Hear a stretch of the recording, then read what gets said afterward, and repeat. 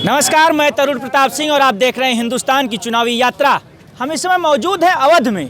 अवध के सुल्तानपुर जिले की कादीपुर तहसील के अखंड नगर ब्लॉक में। यहाँ के लोगों का मिजाज जानेंगे। 2014 में इस लोकसभा सीट से सांसद हुए थे वरुण गांधी। 2019 में उनकी मां मेनका गांधी यहाँ से सांसद हुई। 5 विधानसभा सीटें हैं इस पूरे जिले में, जिसमें से 4 पर 2017 में भगवा लहराया था, 1 पर समाजवादी पार्टी की साइकिल चली थी। 2022 के विधानसभा चुनाव में अखंड नगर और कादीपुर से के लोगों की क्या मुद्दे हैं, क्या कुछ होने जा रहा है। यहाँ के पूर्व विधायक भगेलू राम ने इस बार पाला बदल लिया है और साइकिल पर सवार हो गए हैं। क्या भाजपा भी टिकट बंटवारे में कोई टिकट काटने जा रही है? इन तमाम मुद्दों पर बात करेंगे, लेकिन सबसे बड़ा मुद्दा, सबसे जरूरी बात कि यहाँ के लोगों की मुद्दे क्या हैं, क्या सोचते हैं वोट देने से पहले, जात, विकास, इन तमाम बातों पर एक एक करके बात करेंगे। क्या नाम है भैया आपका? संतोष कुमार। संतोष जी, क्या करते हैं आप? व्यापार करता हूँ। व्यापार करते हैं। कैसा रहा है 5 साल योगी आदित्यनाथ की सरकार के बीत चुके हैं और अब फिर चुनाव में है पार्टी? क्या है 5 साल में उपलब्धियाँ थी, क्या कैसा बीता है आप लोगों के लिए? बहुत अच्छी उपलब्धि रही है योगी जी की। क्या रही है, थोड़ा हमें बताएं। मैं बाहर से आया हूँ तो मुझे बहुत जानकारी नहीं है इस क्षेत्र का, तो क्या अच्छा रहा, क्या कैसा बीता है? हर तरीके से शांति रही है, हर व्यवस्था शांति से चली है। थोड़ा सा प्रशासन के ऊपर कहेंगे, पुलिस प्रशासन अपने स्थान पे काम करने में सक्षम रही है। अगर सही तरीके से काम हुआ होता, प्रशासन ने सही तरीके से काम किया होता, तो योगी जी का कार्य सराहनीय रहा है। यही तो कहते हैं योगी आदित्यनाथ पूरे प्रदेश में घूम घूम कर कि हमारा सबसे बेहतर कुछ है तो प्रशासन ही है, और आप उसी पर ही सवाल खड़ा कर रहे हैं। क्या ऐसा किया है पुलिस ने जिससे आप नाराज हैं? हर तरीके से ही समस्याएं आई हैं। हर तरीके की समस्याएं आई हैं यहाँ। जैसे थोड़ा बताइए, जो देख रहे हैं आपको, मान लीजिए आपका क्या चाह रहे हैं? यही कि आपने कहा ना कि पुलिस प्रशासन ने ठीक काम नहीं, क्या ऐसा नहीं? हर विभाग के प्रशासन की मैं बात कर रहा हूँ। हाँ, क्या गड़बड़ियाँ रही हैं? आप जिस भी प्रशासन के ऊपर बात करेंगे, हर तरीके की समस्याएं हैं। यहाँ की जनता जो है हर तरीके से परेशान की जा रही है। आप राजस्व में जाएं, वहाँ परेशानी है, पुलिस विभाग में जाएं, वहाँ परेशानी है। जनता के बीच में जो भी चीज़ें आएंगे, हर जगह निरंकुशता है।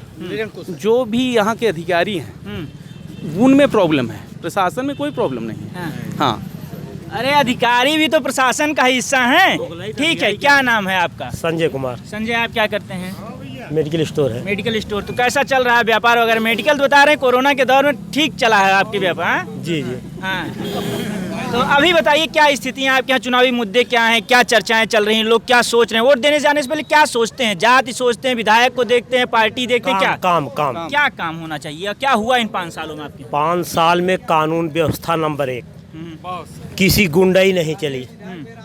आम आदमी एकदम खुला घूम रहा है। गुंडा टैक्स नहीं मांगा जा रहा बीजेपी सरकार में।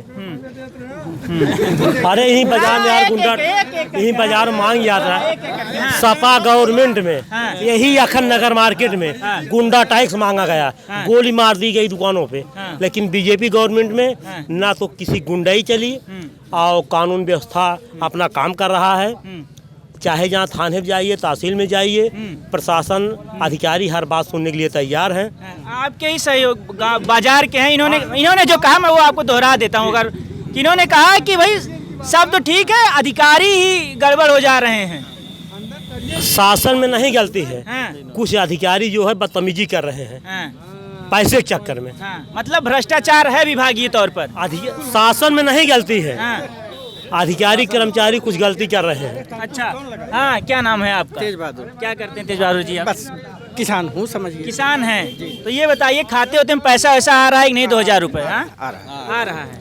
उसके लिए प्रधान और ब्लॉक पे चक्कर तो नहीं लगाना पड़ता? नहीं, प्रधान खुद चक्कर लगाते हैं। आराम से। हाँ, प्रधान खुद गांव में चक्कर लगाते हैं। प्रधान के यहाँ चक्कर लगाने की जरूरत नहीं पड़ती। तो 5 साल कैसा बीता? ये सरकार का दावा है कि हमने किसानों को लेकर, गरीबों को लेकर बहुत मेहनत। हाँ, 2000 रुपया मिल रहा है। सिर्फ महंगाई, अधिकारी निरंकुश।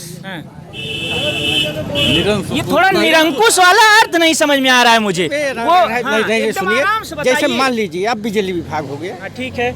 बिजली विभाग में अधिकारी, न तो बिजली विभाग का कोई कर्मचारी घर पर नहीं गया और वहीं ब्लॉक में बैठे बैठे पावर हाउस पर बिजली बिल लगा दिया। इस समय हमारी ले लीजिए 1400 रुपया महीना बिल आ रही है और बिना लाइन जोड़े हमारे ऊपर FIR हो गया।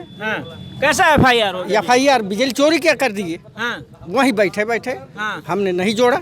तो आपने पूछा नहीं अधिकारी से? जो FIR लिखी गई होगी तो उसमें कुछ आधार लगाया गया होगा ना? अधिकार नहीं है, FIR हो गया, बिजली बिल जमा कीजिए। 1400 रुपया महीना, मैं 2 से फल से जलाता हूँ। 1400 रुपया महीना बिल आती है, आप चेक कर लीजिए। अच्छा, 2 से फेल से। अभी सरकार ने कहा है कि हमने 50% जो कृषि मतलब जो खेती किसानी के लिए आप बिजली का प्रयोग करेंगे उसमें 50% माफ हो गया। इस फैसले को किस तरह देखते हैं? और एक चीज, अखिलेश यादव ने कहा 300 यूनिट फ्री देंगे। इन दोनों नेताओं की बातों को किस तरह से देखते हैं? हम दोनों नेताओं की बातों, पहली बात वर्तमान सरकार की बात कर लीजिए। अगर वो आधा फ्री कर देते हैं तब भी हमको अपने बिल से ज़्यादा जमा करना पड़ेगा। जैसे हमारी बिजली 10 साल या 15 साल में 10,000 हो गई, अगर उसका आधा काट दिए 5,000 हो गया, तब भी हमको अपने जितना मैं बिजली का उपयोग करता हूँ उससे ज़्यादा देना पड़ेगा। ठीक है, और लोगों समझते हैं। क्या नाम है आपका? अनुज। आप यहाँ के लोग बता रहे हैं जी, जब वीडियो शुरू करते प्रधान हैं, जी। तो प्रधानों पर बड़े आरोप लगते हैं भ्रष्टाचार के।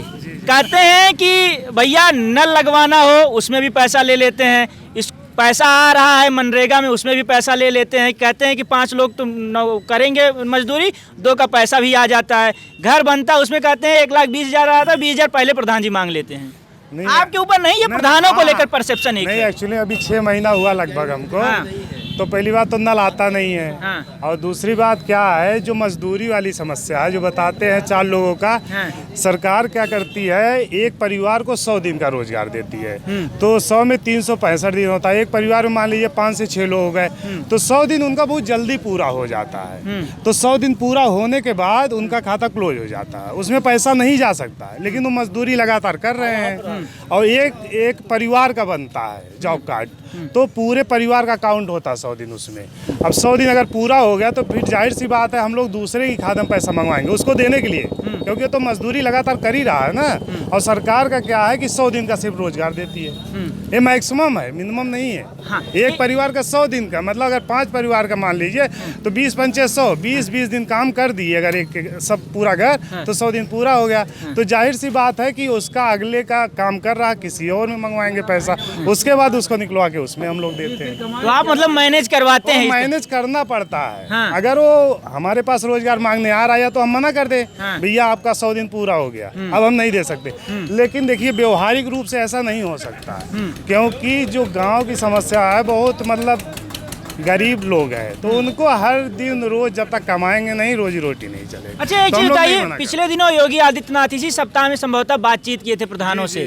क्या बातचीत हुई थी, क्या कह रहे थे तब? नहीं, एक्चुअली बात नहीं करते हैं, सिर्फ अपनी बात कहते हैं। प्रधानों से बात नहीं करते, वो सिर्फ अपनी बात कह के खत्म कर देते हैं। उन्होंने कहा कि भाई प्रधानों के खाते में बहुत पैसा भेजा जा रहा है, जो ग्राम स्वराज को लेकर उनका है कॉन्सेप्ट, भाई प्रधानों को हमने इतना मजबूत कर दिया है कि विकास को लेकर उन्हें विधायक के पास, सांसद के पास पैसे की जरूरत नहीं जानी पड़ती। एक्चुअली में अभी ऐसा नहीं, अभी उन्होंने एक्स्ट्रा कोई पैसा नहीं भेजा है, जो हम लोग के निधि में आता है। यहाँ तक कि अब तो जो सामुदायिक शौचालय केयर टेकर हो गया उसका भी पैसा हम ही लोग को देना पड़ रहा है। और यहाँ तक अब बिजली का बिल जो आ रहा है स्कूलों में वो हम ही लोग के निधि से ही जा रहा है। और एक जो पंचायत सहायक की भर्ती हुई अभी जल्दी उसका भी हम ही लोग के खाते से पैसा जा रहा है। तो इन सब का पैसा वो अलग से कुछ नहीं भेज रहे हैं, जो निधि का पैसा आ रहा पहले से जो आता था वही अभी भी आ रहा है, तो उसी में से हम लोग को देना पड़ा, अभी एक्स्ट्रा तो कोई पैसा नहीं आया। अच्छा, ये बताइए, सब तो ठीक है, चुनाव के समय आप लोग पार्टियों को भी मैनेज करते हैं बूथ पे क्या? नहीं, ऐसा कुछ नहीं है। ऐसा कुछ नहीं। निष्पक्ष रहते हैं प्रधान जी जब चुनाव होता है, खासकर विधानसभा का? जी। मुँह पे तो नहीं कह रहे हैं? नहीं, कोई ऐसी बात नहीं है। नहीं। अच्छा, क्या नाम है आपका? इधर आइए। क्या नाम है आपका? क्या नाम है आपका? राम मूर्त गुप्ता। राम मूर्त, क्या करते हैं आप? अरे मैं उधर बॉम्बे में रहता हूँ। बॉम्बे में रहते हैं, तो इधर फिर आप आए क्या, शादी वादी में आए हैं क्या? हाँ, शादी में आए हैं। तो क्या लग रहा है, चुनाव का माहौल क्या है इधर? चुनाव का माहौल क्या है, इसमें बीजेपी आगे चल रही है, इसमें बोलने की कोई बात ही नहीं है। तो आप ये कैसे बॉम्बे से जान गए कि बीजेपी काम ही वैसा किया है। कानून व्यवस्था है, आज लड़कियाँ 10 बजे रात को घर से निकलती हैं, वो सुरक्षित अपने घर को पहुँच रही हैं। और गुंडई एकदम खत्म हो गया है, माफिया अपने घर में वो जेल में बंद हैं। और क्या चाहिए आपको? अच्छा, क्या नाम है आपका? चंद्रदेव वर्मा। ये कह रहे हैं तो माफिया वाफिया अपने घर में चले गए, सब कुछ सुरक्षित हो गया, सब बढ़िया है। नहीं, कंट्रोल जरूर है सर। हाँ। कंट्रोल तो है ही है। हाँ। माफियों पर कंट्रोल है। हाँ। हाँ, ऐसी कोई बात नहीं है। कैसा बीता है 5 साल? ठीक ही बीता है। हाँ, ठीक ही बीता है, इससे कोई दिक्कत तो है नहीं। सरकार करीब बहुत अच्छा बीत गया है सर। नहीं, अच्छा तो बीत ही रहा है। हाँ। थोड़ा जानवर से जो पशु छूटे हैं, इनसे दिक्कत है। आवारा पशुओं से। हाँ भाई, अब उनको हमारा कहें या जो कहें, लेकिन उनसे दिक्कत है खेती के प्रति। हाँ, उनसे दिक्कत है। अच्छा। उसमें सुधार कर लें हाँ। तो और काम, रोड का काम नंबर 1 का हुआ है। हाँ। और विकास का काम। एक दिक्कत थोड़ा और हो रहा है, जो प्राइवेट बेच दे रहे हैं, यह दिक्कत हो रहा है। क्या प्राइवेट बेच दे रहे हैं? जैसे कुछ संस्थाएं हाँ। रेल की कुछ प्राइवेट में कर दिए। हाँ। यह दिक्कत हो रहा है। हाँ। भाई, आज नहीं है तो हाँ। कल होगा। हाँ। ये पहले के तरीके से फिर रियासतों में बदल जाएगी। जो भाई खरीद लेंगे हाँ। वो भाई मनमानी अपना लेंगे। बिजली प्राइवेट कर दे रहे हैं, यह थोड़ा दिक्कत होगा। हाँ।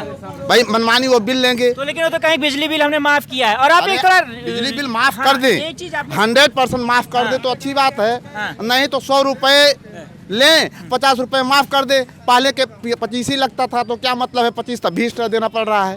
तो इससे 100% माफ करे तो अच्छी बात आपने है। प्राइवेटाइजेशन पे एक चीज बोली कि ये जो जैसे पहले राजा महाराजाओं का दौर था, रियासतें उसी हो तरीके से फिर क्या है, रियासतें हो थोड़ा जाएगी। बताइए। हाँ, रियासतें कैसे? अरे क्या जैसे कर- प्राइवेट ट्रेन कर दिए, हाँ। वो अपने हिसाब से उसका रेट निर्धारित करेंगे। तो हमको ज्यादा लगेगा तो फिर भी देना पड़ेगा। हाँ। बिजली इसी तरीके से ज्यादा बिल यूनिट बढ़ा देते जाएं तो हमको ज्यादा देना ही पड़ेगा। हाँ। तो अभी प्राइवेट में करेंगे तो उनका मन चलेगा ना। अच्छा। तो ये सब दिक्कतें आ सकती हैं। ये आप लोग तो तारीफ कर रहे थे, ये तो कह रहे हैं कि भाई आज भारत में किसी सबके मुंह पे ताले लगा दिए गए हैं। हाँ? ऐसी कोई बात नहीं है, हाँ। सब स्वतंत्र हैं। हाँ। तो ये फिर क्या कह रहे हैं, इनका क्या था? भाई अब उनकी मंशा जो कह रहे हैं, जो उनका हाँ। विचारधारा है। अच्छा। इंटरव्यू करवा दें आपका। हाँ। विधायक जी भी आई हैं कांग्रेस। हाँ? चला भी अच्छा, जाएगी। क्या नाम भैया? ये सुना आपने दोस्त ने क्या कहा? उन्होंने बड़े गंभीर आरोप लगाए हैं सरकार पे। सबकी सबकी अपनी मानसिकता है। हाँ। अपनी मानसिकता के हिसाब से सभी लोग बोलते हैं, सब- और हाँ। व्यक्तिगत बातों पे किसके मन में क्या है, जिसको जो तकलीफ होती है उस हिसाब से बात करता है। ठीक है।